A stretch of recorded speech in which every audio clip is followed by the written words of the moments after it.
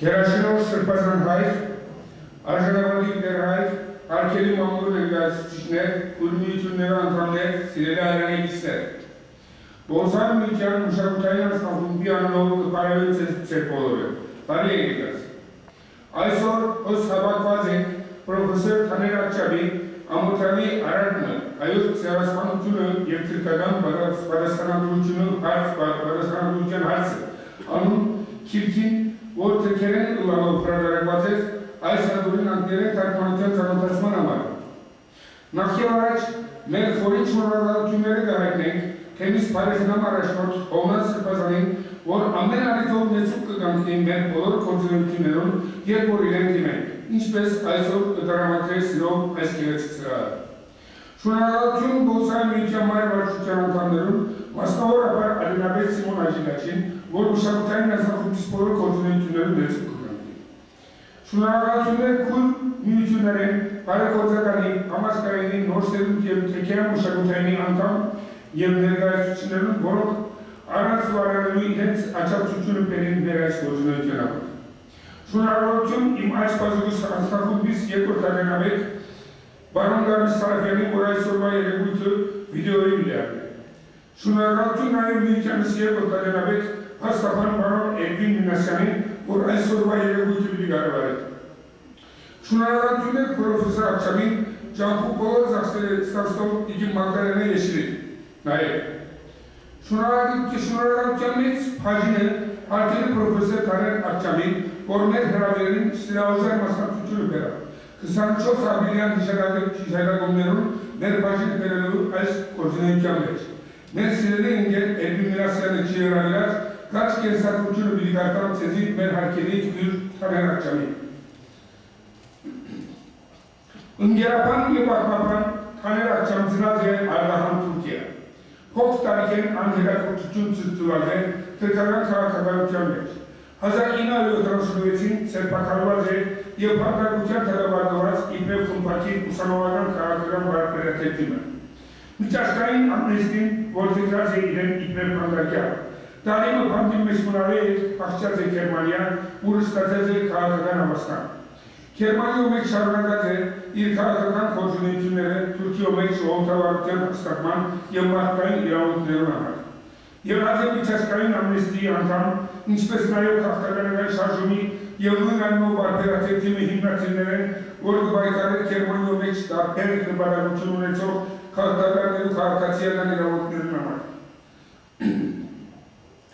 Hazar İnal Uçurutli, Hamburgi Hasan Uçamleç, İskısaca aşağıda İpre Ferazotuken Kipnagar. İlmazze Ottoman Empire bir republikne. An aşağıda Zeynep Masnavara Apar Kağıtı'dan Fırna Parukyan Yıldan Çanki Batmukyan Mıra Türkiye olmuş. Radaraga Zeynep Nestivo Kirket Yılpotmazne Azlütin Şur. An Raylazarat Sevo Kırazenayı Türkkagan Askayın Türkiye Masin. İl Hera Fuzukyan Tatskin, An Hera Tüzvaze, Hayot Seras Fuzukyan Masin, Yevhazay İnal İnisuni'nin Profesör Akcam Istatsaze il Doktoran, Hanoveri Hamasaranen İpretezumενalo Turkish National Movement and the Armenian Genocide on the background of the military tribunals in Istanbul. Hazar İnal Dasnini, Yevhazar İnal Saniye Bukin içer. Hazar İnal Uçurup'ten Minçer Gervazarmek, Angelaze Gerayin Kitnagan, Hamburg'in Gerayin Agazodagan Dinargimek, Gergergu Angelaze, Ayselu Uskolar, Haydagan Hidazodagan Getronemek, Michigan Dearborn Hamasranemek. Yervazarmek, Yervazar Yergu, An Ayselu Uskolar, Michigan Hamasranin, and Armenian. Yervazar Yerbuken ve An Batmuken Ayselu Associate Professor Yeraze, Minnesota Hamasranemek. Profesör Akcam, Radaragaze Kasikliker, Yılpaz Mati Bortbazder, Türkiye'nin, Kermane'nin, Yevakliye'nin, Korakinleri, Nerariyat Askaylardan Uçun, Hayot Serasman'ın Yıl İslamler, Minnesota'yı Hamasar'ın Meksikan Ususane, Ottoman'ın Pay, Yevzarızan Ay Batmadan Müter, için Arviyeti Masir. Profesör Akcam İkilkır, Diyalog, Ethos and International Divide, Essays Tour, a Turkish Armenian Dialogue. Zoryan Enstitüt Yılgazarmek, Arda Tücünez kanki. An Korzon Masnat Tücün Pekun Mesajı, Türk Hay Borçlıkların Dazma Gebeli Hamar. İlheraragaz Virgin Chitner from Empire to Republic, Turkish nationalism, and the Armenian Genocide. İnspes is Norteke, Botreke'nin devrini takmamazı. İnspesi. Hakili profesörü gerek kişiye kıstatsal, hay Amerikan İravakanları büyüken Gome, Dırbaşıran Tinki Amban, Vol Pokvaz, Araç Azada Kurçan Bursana Gel, Kimahran Tinki Amban Duvacın, Ajanasa Profesör Bakı Gaziyani. İnki Çiğdirabilas, Mer Müyken Diye Kurtalinabet, Yılpas hay Amerikan İravakanları büyüken Treasurer Single Kansava İravapan Edwin Dinasyan.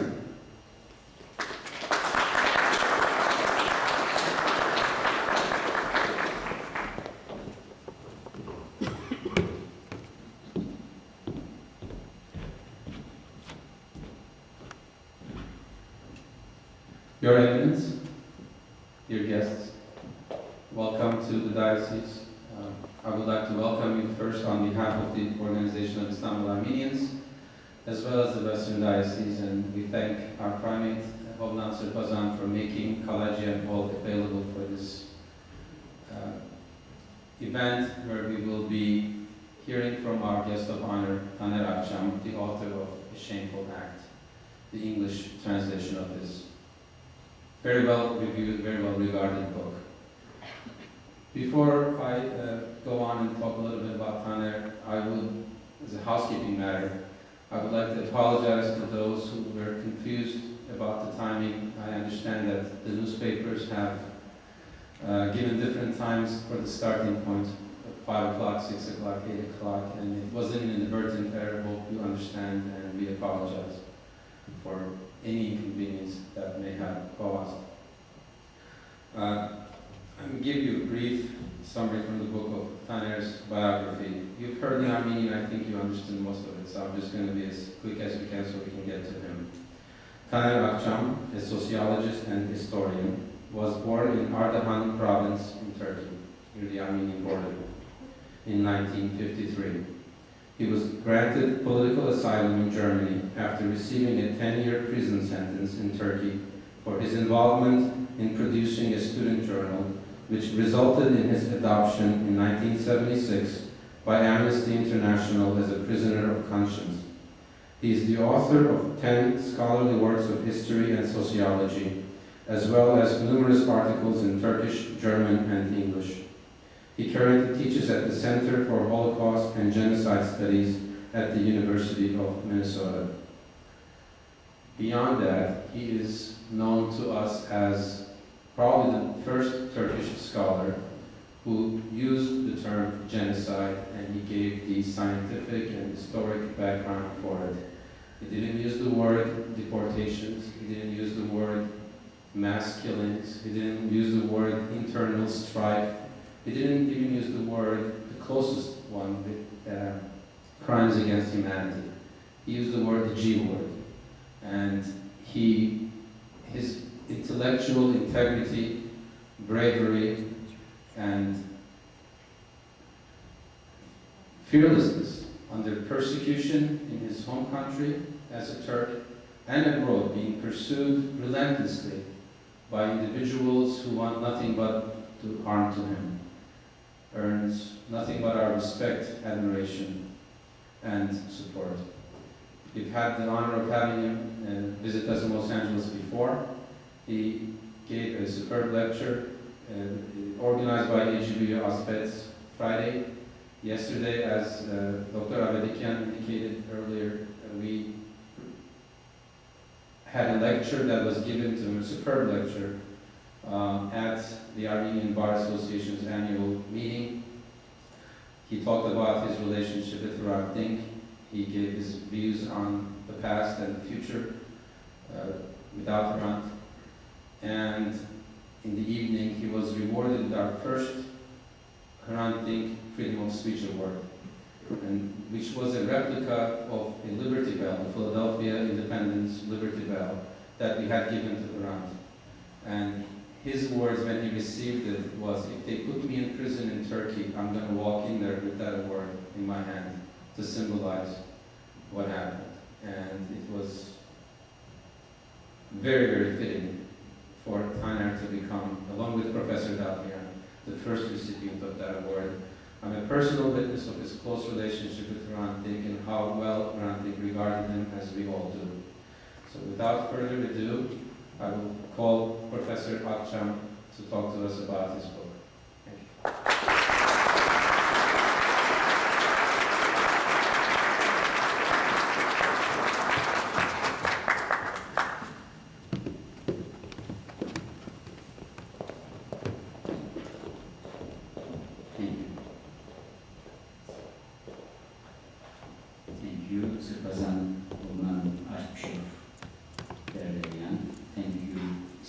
Armenian Association to invite me here, and thank you all of you being here. It's a pleasure for me to share with you my new book, A Shameful Act. I will start with some general overview remarks about the book, and will then concentrate on one particular topic, and that is why Turkey vehemently opposed any attempt to recognize the Armenian Genocide. Although there are a lot of reasons for the position of the Turkish state, I will highlight only one aspect, which I call denial as a security concept. I will try to bring the denial, genocide, and security, national security of Turkey as one topic to make issue a little bit for us understandable.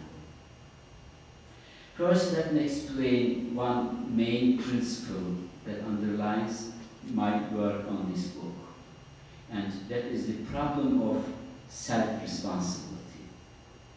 National memories is highly selective. Bulgaria, Serbia, Greece, Iraq, Syria, indeed, all countries established on Ottoman soil remembered their histories as a series of expulsions and massacres inflicted on them by others. Turkey, likewise, remembers massacres of Muslims by Armenians, Greeks, Bulgarians, and other ethnic groups. As a rule, all communities, whether national, religious, or cultural, tend to remember the suffering they have endured. They do not remember generally the wrongdoing they themselves have inflicted to the others.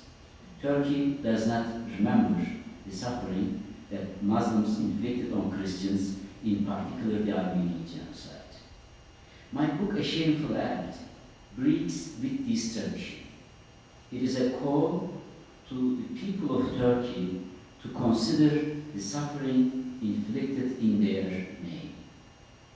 The reason for this call is not only the scale of the Armenian Genocide, which was in no way comparable to the individual act of revenge, especially after 1918, carried out against Muslims. It is also because all studies of large-scale atrocities teach us one core principle: to prevent the recurrence of similar events, people must consider first their own responsibility, discuss it, debate it, and recognize it. Without such honest consideration, there remains the high probability of such act being repeated, since every group is inherently capable of violence. When the right conditions arise, this potential can easily become reality and on the slightest of pretexts. There are no exceptions. This core principle is intrinsic to my thinking on this matter. An important particularity of my book is that it could be considered to be a general history of the Armenian Genocide, which, as far as I know, is difficult to find, since most of the literature focuses on various aspects of the Armenian Genocide. A Shameful Act tells the whole story from the end of 19th century through the early 20th century, and I explain step by step how the genocide was carried out. I also take the reader through the war crimes trials that took place in Istanbul between 1990 and 1921. As you might remember, May 24, 1915, Allied power made a declaration, and in this declaration they first time used the term crime against humanity, and they promised to bring the perpetrators to justice. And when the Ottomans lost the war, everyone expected Allied power would bring the perpetrator to justice, and it never happened. And there were actually 3 different attempts. One was by the Ottoman government in Istanbul that established a military court tribunal. There were altogether 63 trials, and from which 17, almost 20, ended with a verdict and indictment. And there were 200 defendants, 16 death sentences, and 3 were hanged in Istanbul. All others were in absentia. And this was at least only successful attempt to bring the perpetrator to justice. Not the result of the trials were important, but documentation that we can get from these trials are valuable for us, because this is one of the important sources from which we can follow, we can reconstruct the Armenian genocide. The second attempt was made at the Paris Peace Conference. The Allied power tried to establish an international tribunal, international military court, but it never happened because of the different interests between Allied powers, especially the United States torpedoed the initiative establishment of international court.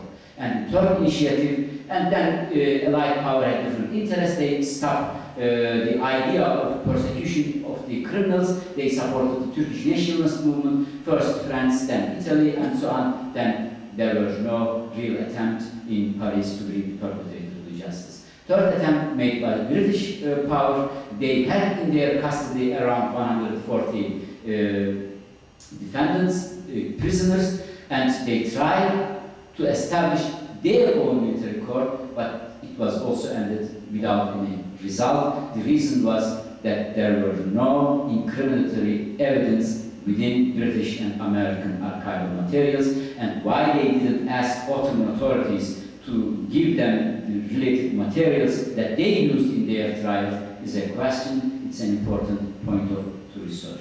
So this, you can read in my book the history of these 3 different attempts, how they developed and how they ended.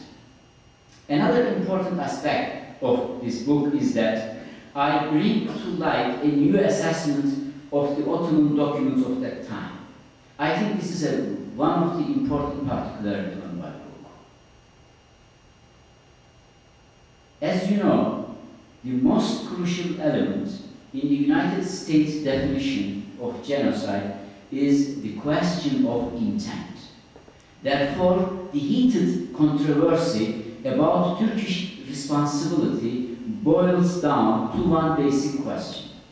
Is there evidence of intent and central planning on the part of the Ottoman authorities for the total or partial destruction of the Armenians as people? The official Turkish position, as you know, is that the death of hundreds of thousands of Armenians was a tragic but unintended byproduct of war, and this argument rests on the claim that there is no reliable evidence of deliberate policy of systematic killing. According to official view, the only source of reliable evidence is the Prime Ministerial Archive in Istanbul, Başbakanlık Arşivi in Istanbul. All other archival materials, they argue, American, British, German, Austrian, as well as the domestic proceeding of Istanbul court-martial are dismissed as politically motivated distortions of events. So, whenever you read the American, British, Austrian, German documents, or the documents from Istanbul Military Tribunal, they would argue these are all biased product of Allied powers. We don't trust these documentations. On the other side, so they only trust the Ottoman archival materials, Başbakanlık Arşivi, the documentation here. On the other hand, Some important scholars in West maintain that the intent of the Ottoman authorities can only be shown through use of Western archival materials, and that the Ottoman archives cannot be trusted. And they were, the Western scholars argue, these Ottoman documents were fabricated in order to cover up the genocide. Don't trust Ottoman archives in Islam. The common theme underlying both arguments is that Ottoman archival materials and Western archival materials are mutually exclusive, and that the documents contain irreconcilable differences. So, each party in the debate on the question of intent has its own particular favorite archival sources, and each insists that their sources represent the accepted canon. Therefore, they believe that the documentation used by the other party is wrong and unreliable. In a shameful act, I demonstrate for the first time that these assumptions are false, and that the Ottomans and Western sources are not mutually exclusive. They tell the same story, just from different points of view. They confirm, the Ottoman documents in Istanbul also confirm, that the ruling Union and Progress Party, the Young Turk Party, did deliberately attempt to destroy the Armenian population, as Interior Minister Talat Pasha told German Consul Moltmann, quote, "What we are talking about is the elimination of the Armenians," end quote. This genocide plan was a plan of the party. It was not a government plan. We have to make this distinction between party and government. And later adopted by the government as only the deportation part. And the overall aim of this plan was to guarantee the territorial integrity of the empire, how they formulated, and to eliminate the related and long-standing Armenian question once and for all. The most important document in that regard, underlying the decision to deport the Armenian population, is an official statement issued by the Ministry of Interior on May 26, 1915, which was sent to the office of Grand Vizier. Despite the fact that this document has been mentioned in almost all various modern Turkish publications on this subject, its complete text has not appeared in any of them. These documents, however, explain the reasoning behind the deportation decision from a historical perspective. Let me summarize with my English. It is an amazing document because it is almost 4 or 5 pages, and to my surprise, because Turkish thesis says that deportation was a decision because of the war, in that document, Talat argues that deportation is a solution for the long-standing Armenian question, and he formulates this as an Armenian reform problem. And to our surprise, he says, at the beginning of war, because of war, we took some temporary measures. Now, May 1915, he says, it is time to solve this problem, it's complete. He argues that Armenian reform problems is a problem started Abdulhamid period and allowed the Allied powers to interfere in the domestic affairs of the Ottoman Empire. So, the reasoning in that document is very clear and saying that it is not the war. It is time to solve this long-lingering Armenian problem, and we took some measure at the beginning of war, but it is not sufficient enough. What was this first measure at the beginning of war? Maybe some of you know that. 1915 February, there were deportation of Armenian population in Silistria region from Iskenderun and Osman Bey towards Adana, and 1915, beginning of March, mid of March towards mid of April, deportation of Armenians, Zeytun Armenians from Marash towards Konya. So, explaining all this, he says that an end step must necessary. Now I am reading from his document. Quote, while the preparations and presentations have been proposed and considered for the total liquidation of the Armenian question in a manner that it is comprehensive and absolute, which constitutes an important matter in the list of vital issues of the Turkish state.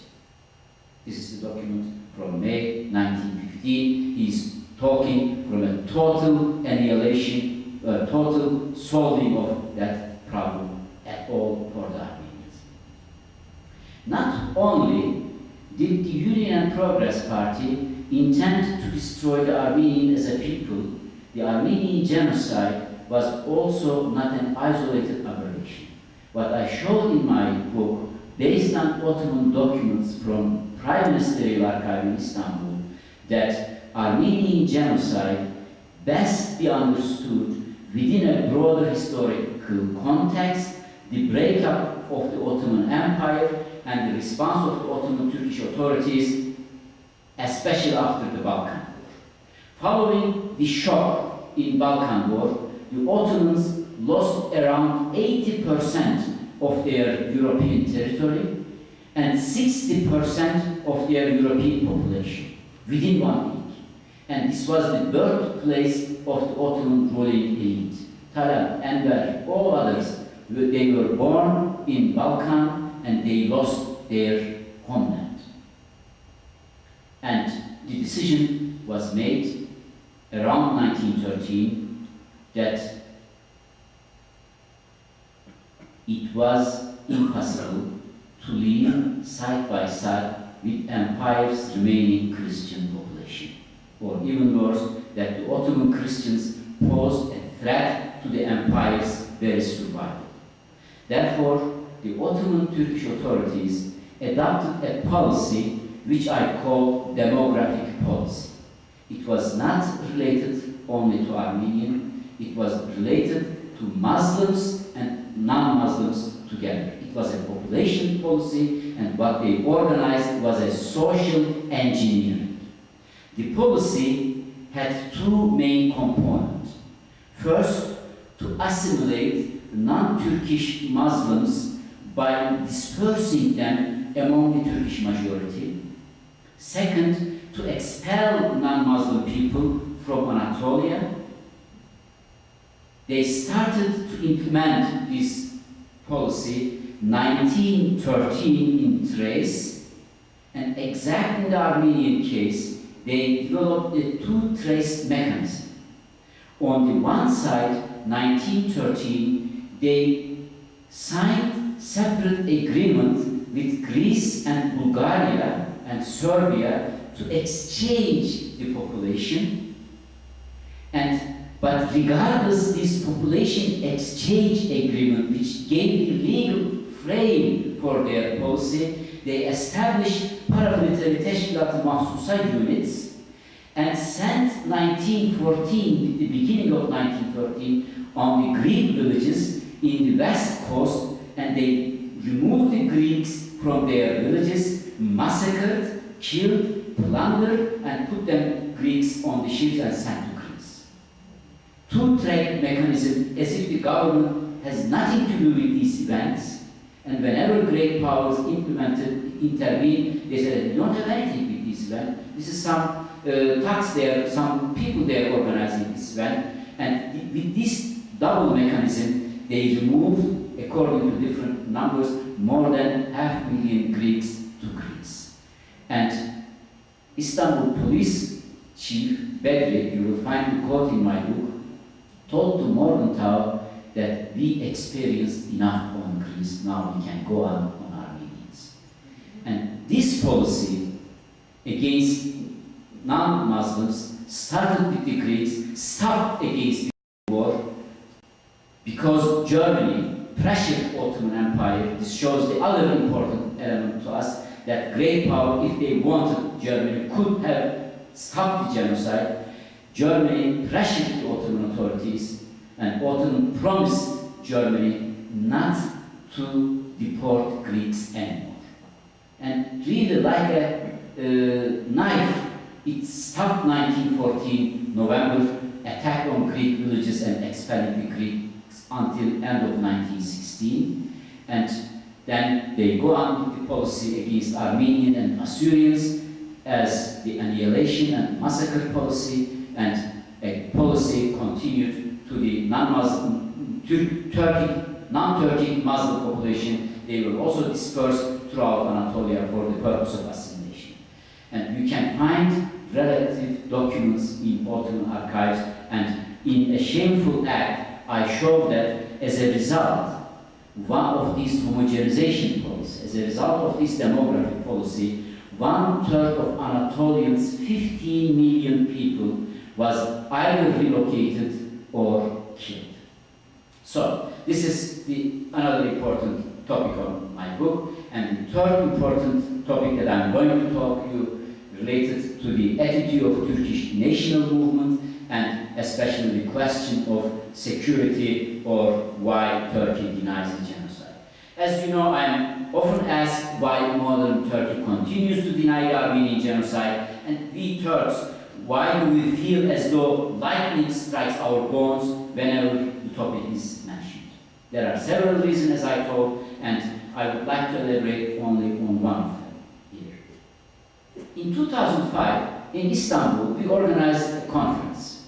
Critical scholars, first time, organized a conference against the Turkish official state policy, and there were 100 scholars presented different papers. And there were, of course, public protests. One of the demonstrators carried a placard which read, called, "Not genocide, but defense of homeland." The genocide is seen by many in Turkey as Turkish self-defense. And the argument is also used against facing history. When we open the topic, this is the reason why we are present, why we are threateners of the nation, because we are a threat to national security of Turkey. Whenever we open the topic facing history, we are endangering Turkish security. So, demands for recognition are perceived as attacks on the Turkish nation by enemies inside and outside of the country. So, any move toward facing the past, any attempt to open a discussion of historic wrongs has been denounced as part of a covert plan to partition the Turkey. What we observe here is that from late Ottoman time to the present, there has been a continuous tension in Turkey between Turkish state concern for secure borders and society's need to come to terms with abuses of human rights. The tension has also given rise to divergent and mutually exclusive historical accounts. Dominating on one side are the foundational work written by Ottomanist and Turkish historians, and on the other side, historical narratives of the minority groups. The dominant narrative of the Ottomanist and Turkish historians has been the story of the partition of the empire among the great powers, which ended with the empire's total collapse and disintegration. These books scarcely mention the Christian people of the empire, neither as actors in the Ottoman social and political life, still less as the victims of massacres and other gross violations of human rights. Instead, especially in Turkish historiography, the Christian communities are painted as the seditious agents of the imperialist great powers continually intruding against Turkish state. The ethnic and religious minorities, on the other side, for their part, center themselves within a narrative of persecutions and massacres. Their overall theme of this history is the community's maturations and national emergence, thanks in part to the benevolent intervention of the great powers. When we compare these two histories, we see that the great powers inspired existential dread among the dominant Ottoman Turks and the hope for national salvation for the suppressed minorities. In this light, controversies about the Armenian Genocide can be understood in part as the deployment of two apparently contradictory historical narratives against one another. Whenever the proponents of acknowledgement bring up a history of human rights abuses, they are confronted with an opposing narrative, that of the decline and breakup of the Ottoman Empire. I always say to my Turkish and Armenian students, or audience, let's have a discussion between a Turkish student and Armenian student on 1915. Armenian student will continuously bring up the problem of persecution, massacres and killings, the human rights abuses, and Turkish student will bring up the story of partition of Anatolia, great powers, and so on and so on. They actually are not discussing 1915 as such, they are telling two different stories. In a shameful act, I show that these two narratives are not contradictory at all. They are two sides of the same coin, complementary perspective on a single course of human events. Both must be sufficiently understood and appreciated in order to grasp the ambiguities and contradiction of the Ottoman Turkish history. Let's take the period of 1918-1923. I will try to show you, and I showed in my book, that this period really two aspects intertwine in each other. According to general understanding, the period of 1918-1923, it is characterized in Turkey, and this is how we taught in our schools. It is a war between the Turks, who desired after World War I to preserve their sole remaining territory as a legitimate successors of the Ottoman Empire, and the Armenians, Greeks and Kurds, who wanted to establish their own nation-state by partitioning Anatolia with the help of British, French and Italians. The Treaty of Sèvres, signed in August 1920, essentially decided the partition in favor of non-Turkish nationalities. For the Turks, therefore, Sèvres remained a black mark. The Ottoman leaders who signed the agreement were sentenced to death as traitors by the nationalist movement in Anatolia. For the other nationalities, although Sèvres did not fully reflect their demand for territory, the treaty, Sèvres Treaty, represents an unprecedented historical opportunity to resolve the issue in their favor. A similar positive attitude can be seen on the Turkish side in regard of the Agreement of Lausanne, 1923, which guaranteed Turkish dominance in Anatolia. For the Turks, Lausanne stands a milestone and validation of their continued national existence. Inversely, the other nationalities, Armenians, Kurds, Greeks, see Lausanne Treaty as a great historical injustice. Even though contradictory assessments of Sèvres and Lausanne exist, I think the underlying logic is the same. Both sides regard the immediate post-war era as a period of struggle for territory. Should the Ottoman state retain its integrity and independence? Should new states be permitted to arise on the empire's former land? If so, how should the borders of the new states be defined? These were the questions, and everyone tried to give a different answer to that questions. And which party is entitled to claim which territory. Everyone tried, according to their own view, claim certain territory for itself. However, as I showed in a Shameful Act, territorial conflicts are not the whole story. There is another history of Sevres and Lausanne, a human rights history, which concerned the atrocities perpetrated by the Ottoman government against its Christian population. And from this perspective, the question of 1918-1923 was following. What can be done about the wartime crimes against the Armenians? How should the perpetrators be punished?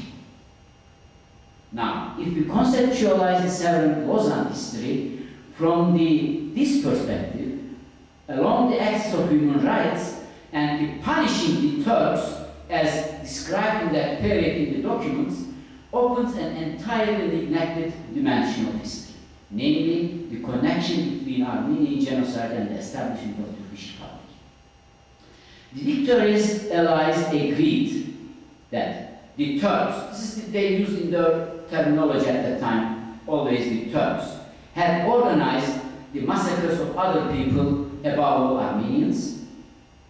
So it was necessary to punish the Turks in order to rescue the minority groups from Turkish domination and prevent further massacres.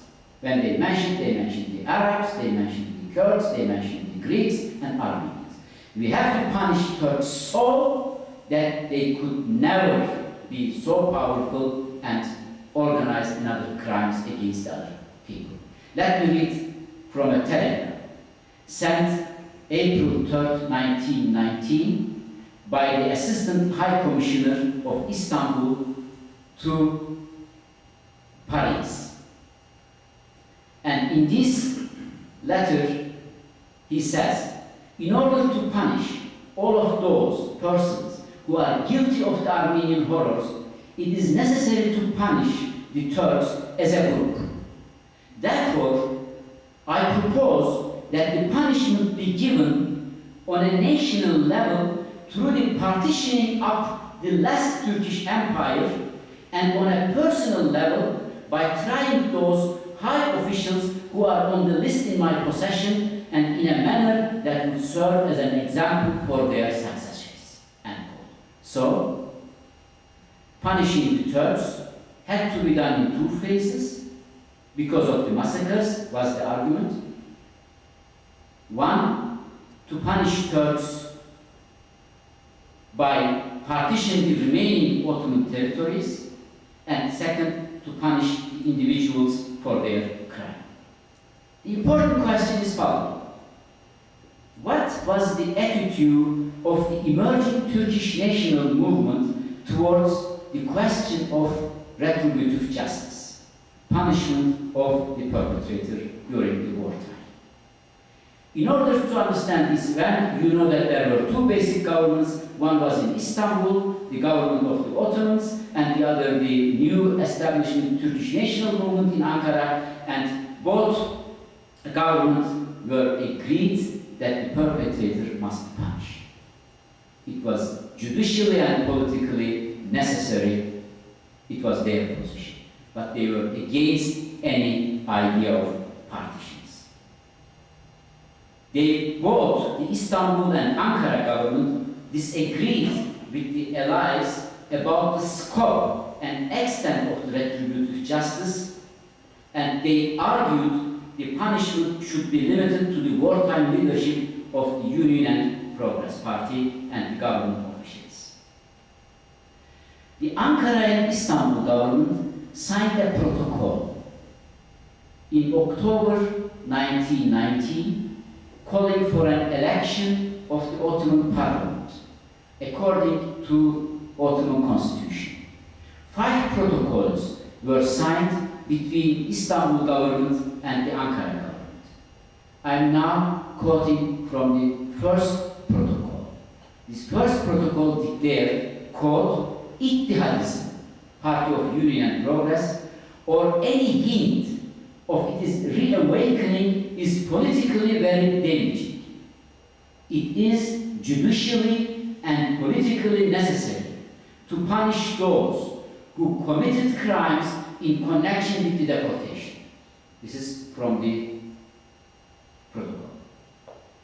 And in the third protocol, Istanbul and Ankara agreed that the fugitive members of Ittihad who were wanted in connection with the genocide were not participating in the election.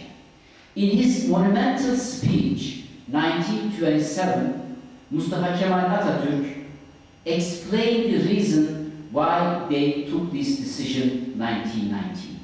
Quote, "It would be improper for individuals who are connected to the evil deeds of the Unionists or persons who have been sullied by the nefarious act of the deportation and massacres or other weak actions that are contrary to the true interest of our nation to participate in the national election." This is his reasoning why they excluded the Union and Progress Party members from the elections. And his attitude can be summarized by those words he spoke to Parliament on April 24, 1920, where he called the atrocities as a shameful act, which inspired the title of my book. Now, don't misunderstand me. Mustafa Kemal was not a human rights activist or an altruist. He was a nationalist and a politician. He believed that the trial and punishment were the price of sovereignty. In a letter, he stated that he sent to Istanbul, 1920 January, he says, quote, "The punishment should not stay only on paper, but should be carried out, since this would successfully impress the foreign elements." So, he was thinking that by punishment of the perpetrator, they can have a positive impact on the Allied power, and they could get more favorable results at the Paris peace talk following such trials, and desire to maintain the national border. Mustafa Kemal changed his attitude after the contents of Sevres Treaty 1920. In this agreement, the Entente powers essentially insist that the punishment of the Turks must be in form of the elimination of the Ottoman state's rights of sovereignty. Istanbul was occupied, 1920 March, and the Ottoman government had no alternative but to accept the terms of Sevres Agreement. Ankara government, namely Turkish nationalist movement, opposed the Sevres Treaty. For this reason, this is very interesting, the leaders of nationalist movement were quickly accused and included in the trials of war and genocide criminals continuing in Istanbul by the Istanbul government. It was the same military tribunal tried the perpetrator of the Armenian Genocide and also tried Mustafa Kemal Atatürk in absentia to death because he was against the Sevres Agreement. One court, two different problems, problem of sovereignty and problem of persecution of human rights. And in April 1920, the first extraordinary court-martial in Istanbul began to try the leaders of the Anatolian movement, Mustafa Kemal foremost among them, and sentenced them to death in absentia. Three factors. First, the formulation of Treaty of Sevres. Second, the sentences to death in absentia of Mustafa Kemal and other leaders. It was altogether 100. And third, the occupation of Istanbul in March 1920 by Allied power in order to force the Sevres Agreement, and the trial of the nationalist leader made clear to the nationalist movement in Ankara that the punishment of the perpetrator was not necessary, because it was not a good deal for them.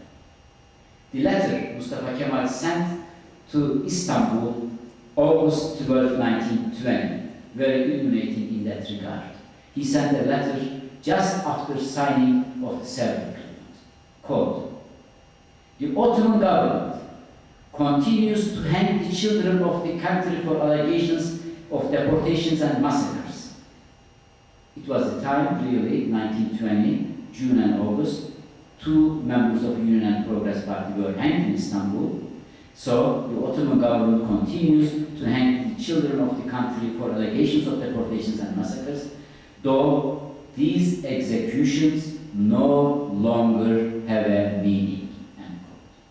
So executions should only be carried out if they are meaningful, is what the lines are saying. Meaningful execution should be stopped. At the end, issue of trials of the war criminals was so intertwined with the issue of Ottoman sovereignty, and so it was impossible to separate the issue of partitioning Anatolia from that of retributive justice against the perpetrator. So I argue that it was not a coincidence that whenever we open the facing history and acknowledging historic wrongdoing and Armenian genocide, Turkish nationalists come up with the idea and concept of security. Because these events, both events were intertwined during that period. So, the Turkish nationalist movement was mainly shaped by the linkage between these two issues, and Western forces had taken the nationalist demand not seriously. So my argument is, if Western forces had taken the demand of Turkish nationalism seriously and negotiated for trials in cases of crime against humanity in return, we might be talking about a very different history today. It was not a topic of denial. We would have accepted the Armenian genocide. So, the main reason that in modern Turkey the human rights aspect went to oblivion, because Turkish nationalist movement insists and write the history only as a history of security and sovereignty. So, my concluding remarks is, restoring a human rights perspective to Turkish history reveals us 2 important issues. First, Mustafa Kemal's condemnation of Armenian massacres is diametrically opposed to the current official Turkish policy of denial. He was openly condemning it. Kemal's viewpoint during the difficult war years, although it might not go far enough from our perspective today, could be a positive starting point for the Turkish state for a resolution.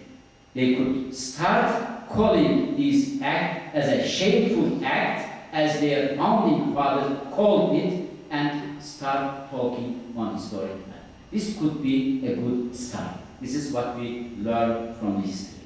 Second, this is my argument, and I think we need to rethink Armenian-Turkish conflict in a new perspective. Until now, the problem mostly has been received in terms of the collapse of the Ottoman Empire and ethnic conflict over territory. I suggest that we have to reposition the Turkish-Armenian conflict within a new paradigm, what we call it the scholarly word, the transitional justice. This means as a part of the effort to strengthen democracy and human rights within existing nation state and to establish the idea of justice facing history. This can be done if we patiently disentangle the question of human rights from the question of territory and national security. The question of territory should be considered as not a topic on the center and should consider be closed. The question of human rights remains unresolved and must be reopened. This view is unacceptable in Turkey, and the very term genocide has become contested, sacred to Armenians, taboo to Turks. And both sides attach supreme importance to the word of genocide.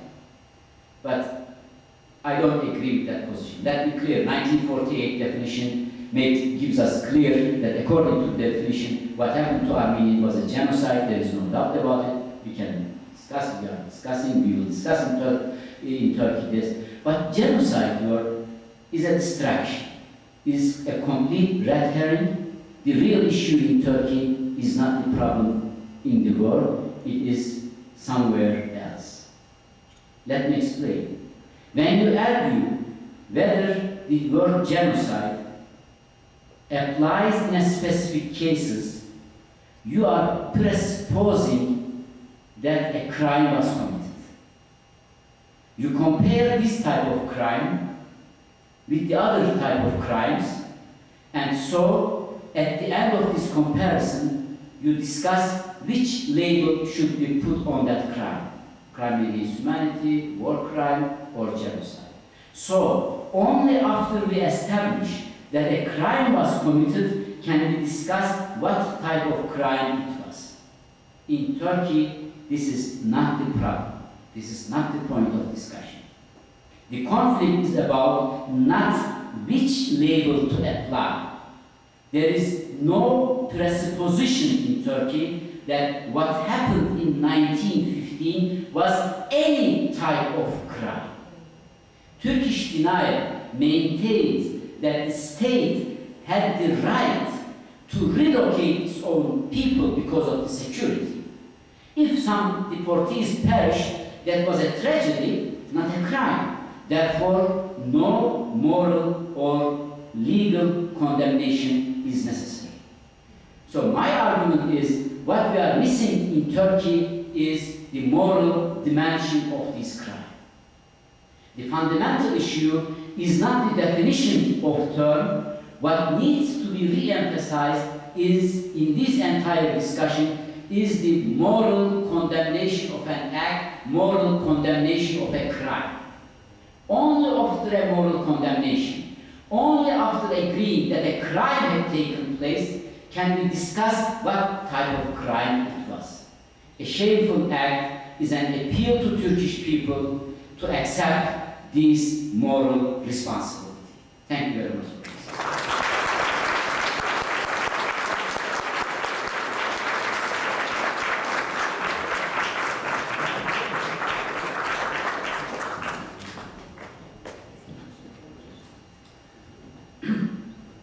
Thank you, Professor Akcam.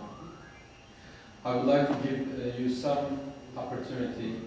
You don't have your press for time, so 3-4 questions, hopefully in 10 minutes, if you have any.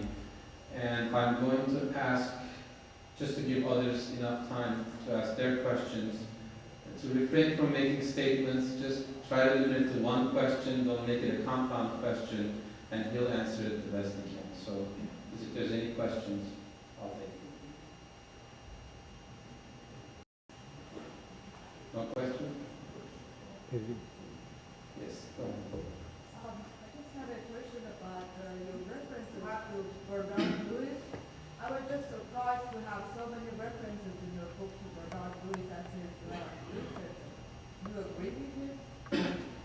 The question is if, for those who haven't heard, it involves Bernard Lewis and whether or not he agrees, disagrees with Bernard Lewis's views. I quoted him mostly when I described the position of non-Muslims within Islamic societies. He's one of the experts in the field. His position regarding the Armenian genocide changed throughout the years.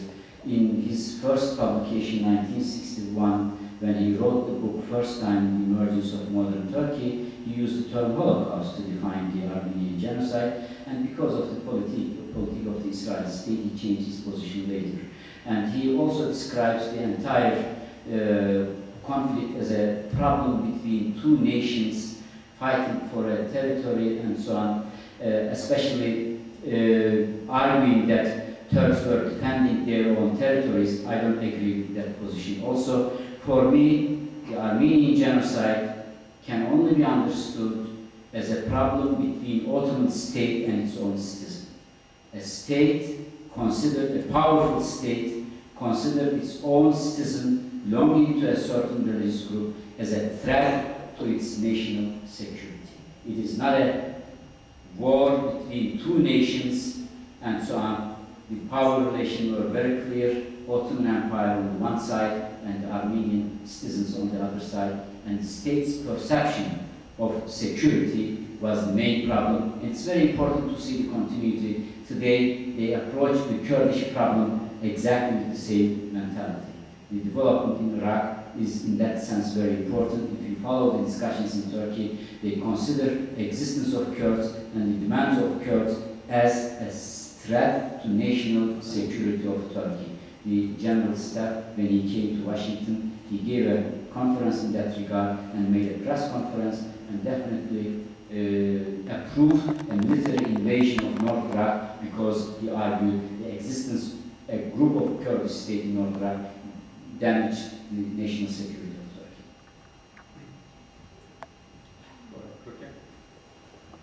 Professor Akcam, in your last paragraph, you made a point saying that first we have to define if what took place is a crime, or if Turkish states first have to accept that what happened is a crime, and then we will define what type of a crime it is. When you take that step, don't you think that you will bring the genocide issue or a debate then, because it can become a crime, but yet still not a genocide? Aren't you opening the debate though by looking at it from that angle? We have to distinguish two different things from each other. One, whether or not Turkish state, as official state, will acknowledge what happened to Armenia as a state. Turkish state can call or cannot call 1915 as a genocide.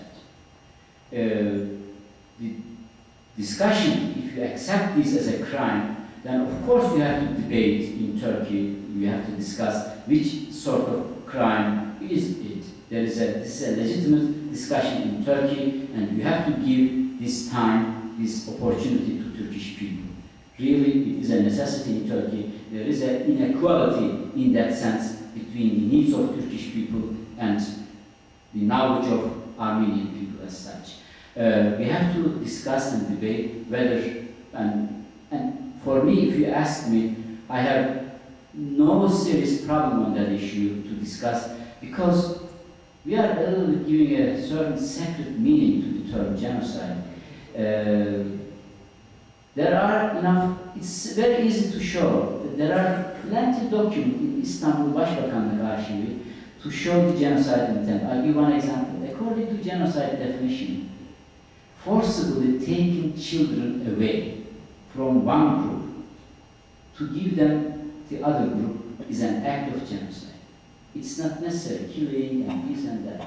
Only intentionally, forcibly taking children from one group and giving to another group is called a genocide. Government must do that intentionally with this act. Ottoman archives, full with documents, I published some of them in my book. Talat sends orders to the region.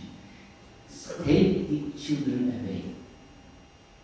Marry Armenian girls with Muslim. Forcibly marriage of Armenian girls with Muslim. Disperse them among the Muslim villages. He writes in his documents, the Armenians should forget, these girls and boys, should forget their language, their culture. This is the definition of genocide. So Turkey must have this opportunity to discuss, and it will be easy. On the other side, whether or not Turkish state acknowledge this wrongdoing as a genocide, it is a political decision.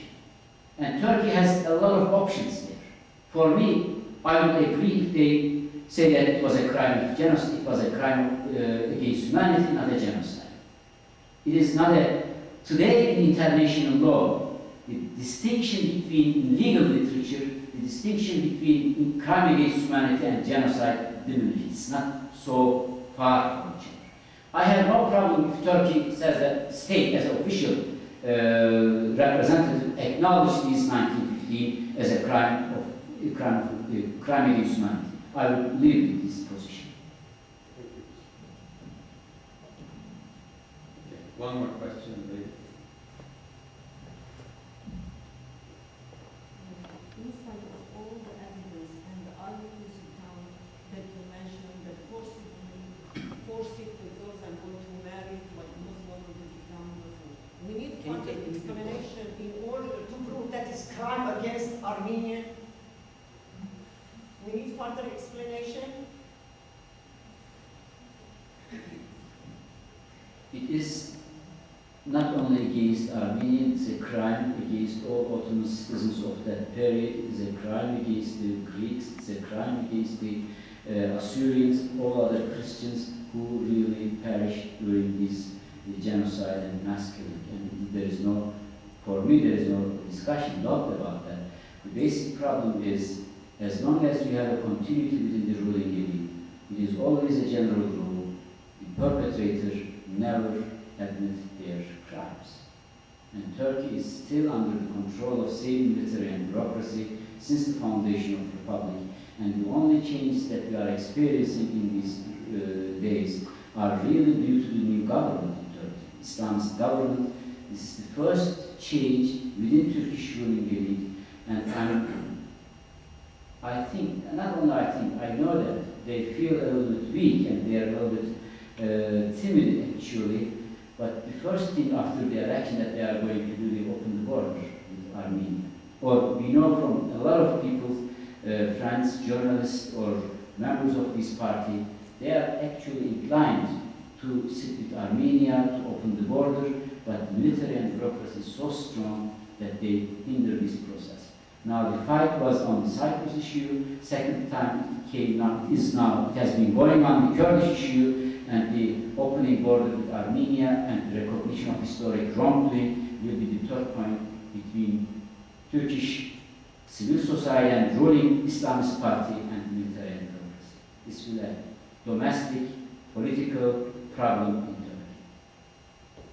So, which level do you now can give Armenian genocide or crime or violation of human rights? Oh, my book is there. It's almost every second, third page I describe it as genocide. I'm going to take one more. Basically. I'll take both. Let me start with him, he started, and then I'll go to the other things. Professor, you said that some Turkish officials, they acknowledge as a massacre, or as a mass killing. Is there a difference between mass killings and genocide, and they don't want to define it as genocide because there's compensation?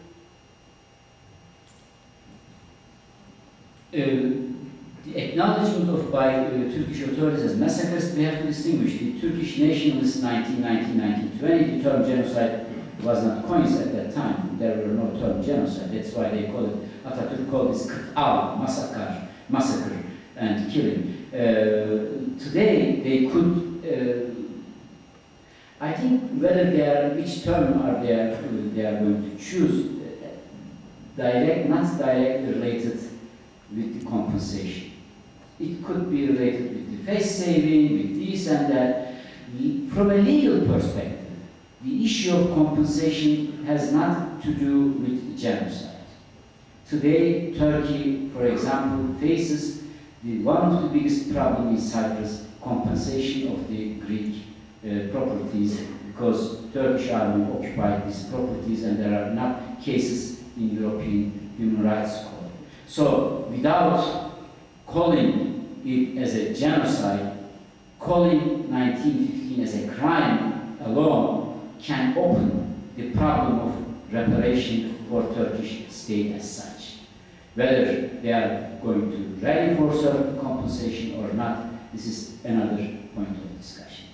And I think before reparation and compensation, most important thing is that what we call, this resolution and conflict resolution process, Turkey must take certain steps which create confidence between Turkey and Armenia. confidence building measures. This is most important part every reconciliation, and you should not think reconciliation or compensation or reparation only as a part of money. It is not only an amount of money, because every reparation is a moral issue, and the moral aspect is the Armenian should get the feeling that their injustices rectified in a way and acknowledged in a way. This could be a social package that includes, we were discussing with the friends outside, for example, opening a freeway from Armenia to Trabzon that the Armenian can get access to the Black Sea, or a certain social package that the European Union and Turkey organized towards Armenia with the investment or to renaming of the Armenian church and buildings. You have hundreds of different ways of creating this confidence between both societies and creating this feeling, yes, now the wrongdoing too is acknowledged by the others. This is the most important part. Okay, gentlemen, your question. Dr. Akcam, what was the reason that Atatürk changed his mind in spite of his previous claims and brought into his new republic the war criminals? If you know Turkish history, actually war criminals were from the beginning within the Turkish nationalist movement. Some of them who were sought by the British forces, wanted by the British forces, escaped to Anatolia and organized the Turkish resistance movement. This is an important problem that I described in my book, and this is one of the important reasons that I didn't discuss here. One of the major problems of Turkish denial is that an important number of our founding fathers were either murderers or thieves. The continuation from Union and Progress Party to Republic is a crucial factor, and this is the most troublesome issue for us. We have to name some of our founding members as thieves and murderers, and this is the difficulty, and so this is our emphasis on the membership of the European Union, because only on the way of democratization, if we can develop a democratic identity for ourselves, if we can define an upper ideology for ourselves, identity, then we can put a distance to the founder of the republic. The basic reason why Mustafa Kemal changed his opinion towards the punishment, first of all, he never changed his feelings regarding the massacres and killing. In later also he called Armenian, the Talat and Enver as murderers. We know from different memoirs. He called them murderers. And knowingly he adopted an Armenian survivor as his adopted daughter. Granting brought up in history, this was one of the important reasons. He knew that Sabiha Gökçen was an Armenian survivor of genocide, and he took her as his daughter. But the personal thought is not so important. The basic idea of him was, if he punished the perpetrator, he could save the Misaki Milli, what they call the national borders of today's Turkey. This was the deal. His idea was, if I punish the perpetrator from their crimes during the war, Allied power can give me the national borders.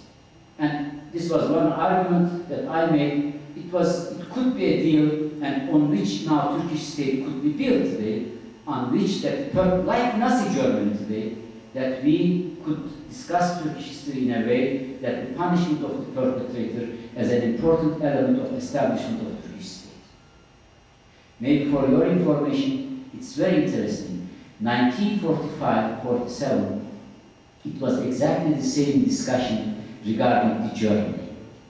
America developed plans to partition Germany as 6 different states, 3 independent states and 3 occupied zones, to punish the Germans.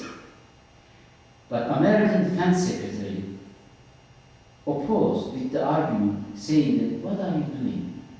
Do you want to confront some Nazis as national liberators against us? Are you crazy? Let's concentrate only the war criminal Nazis, crime against humanity. Let's punish these, give a lecture. Don't make these Nazis national liberators. They dropped the partition plan of Germany. Maybe the experiences from Turkey was an experience for them that they learned from them. It is not only related to Turkey, it has certain aspect in Holocaust also, I would like to emphasize. Before I have one question for you myself. It follows up on his question, I think. Because you mentioned the Balkan involvement, but you didn't get too detailed on it, and I want them to get a little better glimpse of that connection. Well, we do know that the Union and Progress Party was mainly comprised of Balkan Kosovars, Saloniki, Macedonians. Were they ethnically Turks or were they Muslim, Albanians, etc., number one? And number two, do you have any other evidence? Did they end up owning land in the Armenian and Greek villages? Did they move their people in there? Is there any more concrete evidence on the Balkan connection?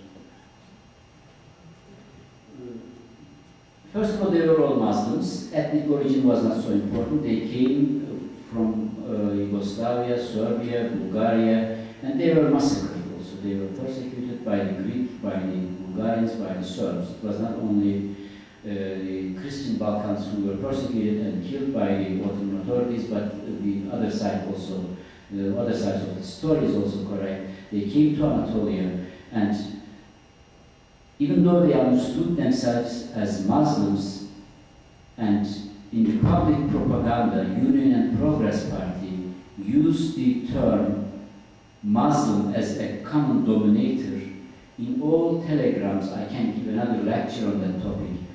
In all their internal usage, they made a clear distinction between the ethnic origin of these groups, Albanians, Bosnians, and others.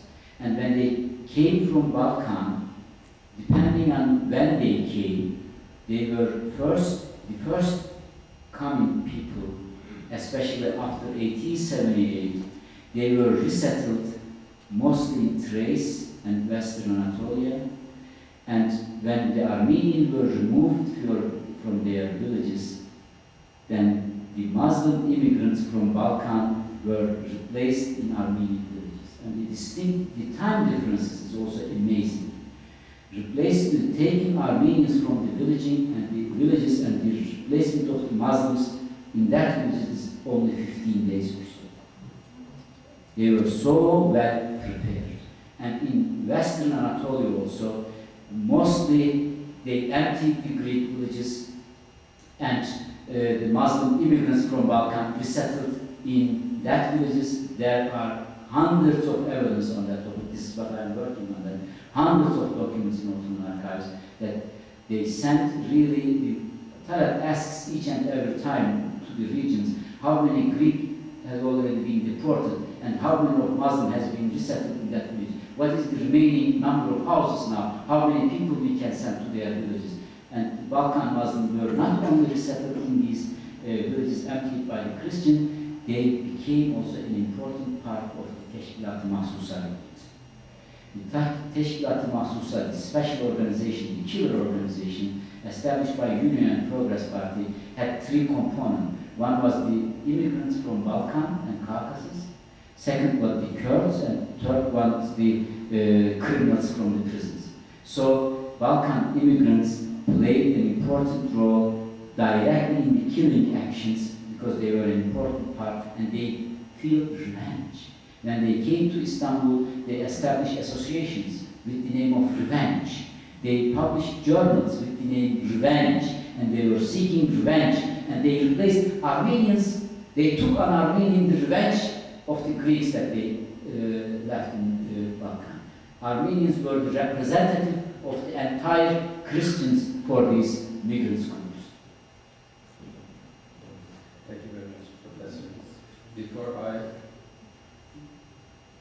I close, I'm going to invite His Eminence, Primate of the Western Diocese, Archbishop Holman Derderian, for closing remarks.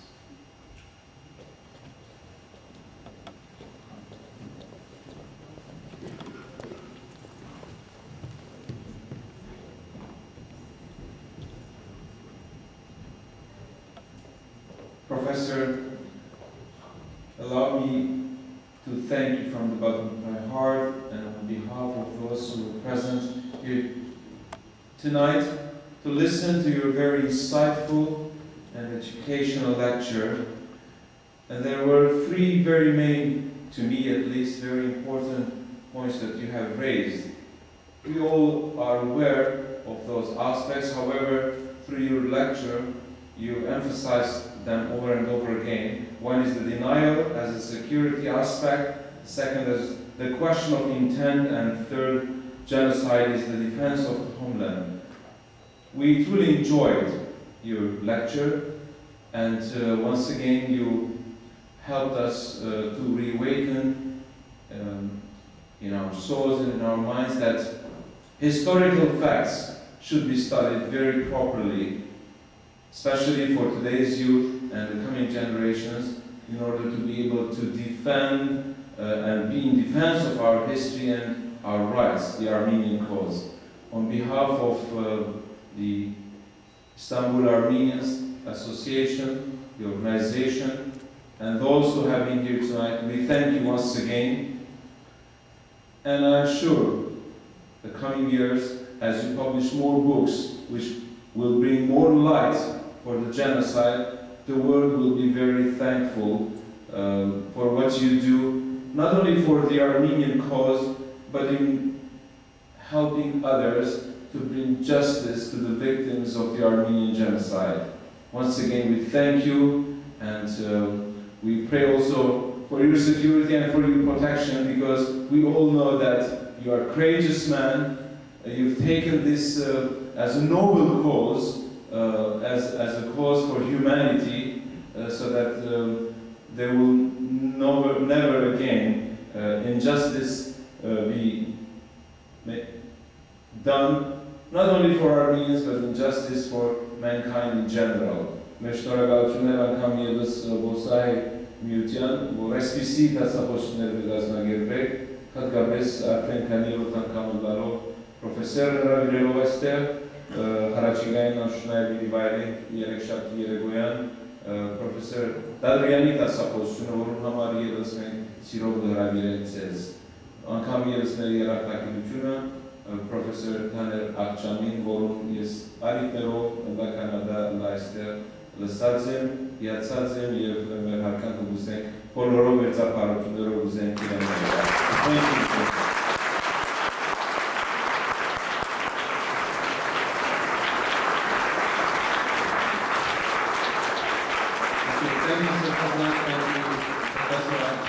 Before I close, I would like to remind you that the books are in the back as you exit the hall, and the professor will be available to sign them for you, and then you can enter in a discussion. And again, I apologize for the timing conflict and all the problems in newspapers printing different times. Thank you for coming.